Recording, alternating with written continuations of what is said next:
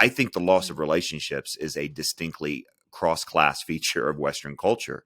I mean, think about it. Reese Witherspoon now is making all these, movies, and every single one of them is about wealthy women who are miserable. It's true. And they're miserable because they don't know if they can trust their friends. It's just unbelievable. And then there's a book that I was introduced to by Dr. Anthony Bradley, who's done so much on young men in particular, so much work on, how we're failing young men and how young men are struggling.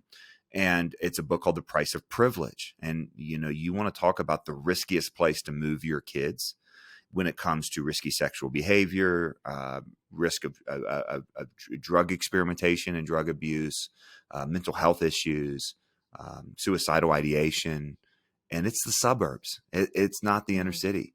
It is the rich, wealthy suburbs, because there's an isolation that has taken place, in Western culture. The other thing I thought about when I saw this kind of friending bias thing is the irony, because if you think about the history of television, we have historians of television for some reason. And what they tell us is that shows prior to The Cosby Show tended to look like The Cosby Show, centered around the home, the tight-knit relationships with the family.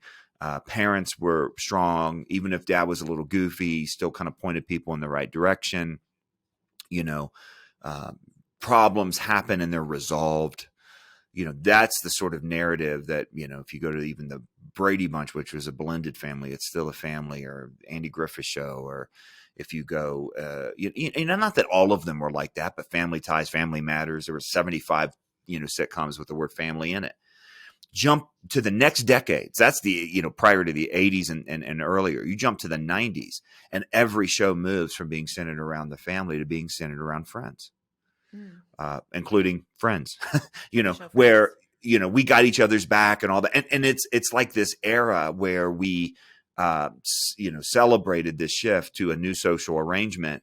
And that's where we're going to be able, to just be ourselves and to have each other's back. And except for Seinfeld, of course, where everybody, did, bad things to everybody else. But which was the plot of the last two episodes. But there was this kind of push to move that way. Will and Grace was a transition here. And I'm not saying there's not any family sitcoms anymore. There are a few. A lot more of them are dramas, family dramas that have taken place. But think about the ones centered around, school life, like, Glee, or think about, I don't even know what's popular right now. Modern Families just put a bunch of people together and call them family. It's just not the same thing. But my point is that we made this shift as a culture to say, no, we're going to really, if art reflects culture, we made this shift to say, no, we're about our friendships more than about our families. And how's that worked out for us?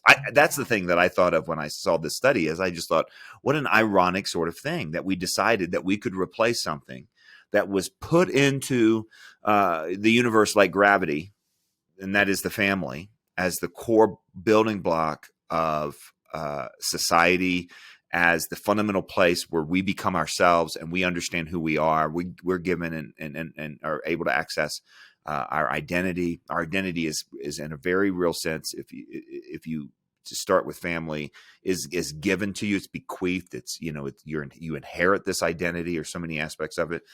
Whereas if the fundamental connection is our social connections at work or at the coffee shop, it's just not the same thing.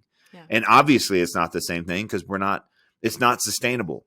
And it actually has led to isolation. It's like the great irony of modern technology. We have more ways to keep in touch than ever before. More people report feeling lonely. Right. So you kind of wonder, do you quote unquote need friends in the same way if you live in a culture that has strong base of the family? And those who kind of report positively about having deep friendships and deep relationships, what does that point to in terms of the rest of their life? How do they treat their own families and that sort of stuff? Now, look, I think the family of God is kind of the great substitute. Nothing else can really be a substitute. You can never really replace a family